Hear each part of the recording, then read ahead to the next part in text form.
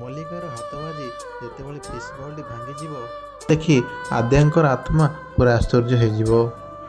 ଆଉ କାନ୍ଦି କହିବ, ହେ ପ୍ରଭୁ, ମାଛମାନଙ୍କୁ ଏପରି ଛଟପଟ ହେବାର ଦେଖି ମଲ୍ଲିକା କହିବ, ଚାଲ ବହୁତ ବଢ଼ିଆ ହେଲା, ଫାଇନାଲି ତମ ଘରଟା ବି ଭାଙ୍ଗିଗଲା। ଏବେ ତମେ ଦୁଇଟା ଛଟପଟ ହେଇ ମର।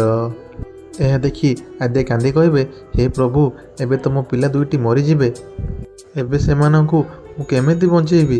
ଏମିତି କହି ସେ ନେହୁରା ହେବେ।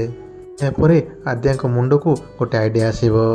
ହଁ, ପାଣି, ଏଠାକୁ ମୋତେ ପାଣି ଆଣିବାକୁ ପଡ଼ିବ। ତାପରେ ସେ ଏହା କହି କିଚେନ୍ ଭିତରକୁ ଯିବେ। ତାପରେ ସେଠି ଟେପ୍ ଲଗାଇ ପାଣି ଆଣିବେ। ଏହାପରେ ମଲ୍ଲିକାଙ୍କ ନଜର ସେଇ ହଲ୍ ଭିତରେ ପଡ଼ିଯିବ।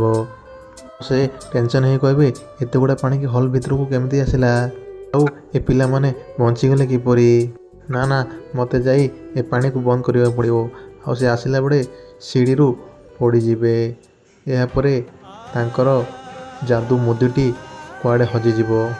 ତାହାକୁ ଦେଖି ସେ ବହୁତ ବ୍ୟସ୍ତ ହୋଇ ସେ ମୁଦିକୁ ପୁରା ବାଉଳାରେ ଖୋଜିବେ, କିନ୍ତୁ ମିଳିବନି।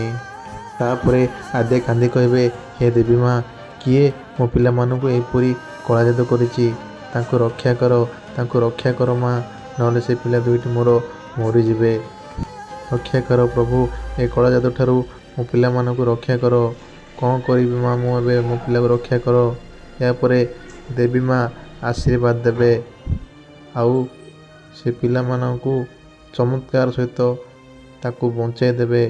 ପିଲାମାନେ ମାଛ ଭିତରୁ ବାହାରି ଆସିବେ। ତାପରେ ଆଦ୍ୟା କହିବେ, ଧନ୍ୟବାଦ ମା, ତମେ ମୋ ଉପରେ ଏମିତି କରୁଣା କରିଥିବାରୁ ଧନ୍ୟବାଦ। ମୁଁ ଆପଣଙ୍କ ପାଖରେ ଚିର ଋଣୀ ହେବି। ଏହାପରେ ମଲ୍ଲିକାର ଯାଦୁ ମୁଦି ବି ମିଳିଯିବ। ଆଉ ସେ ବହୁତ ଖୁସି ହେବେ।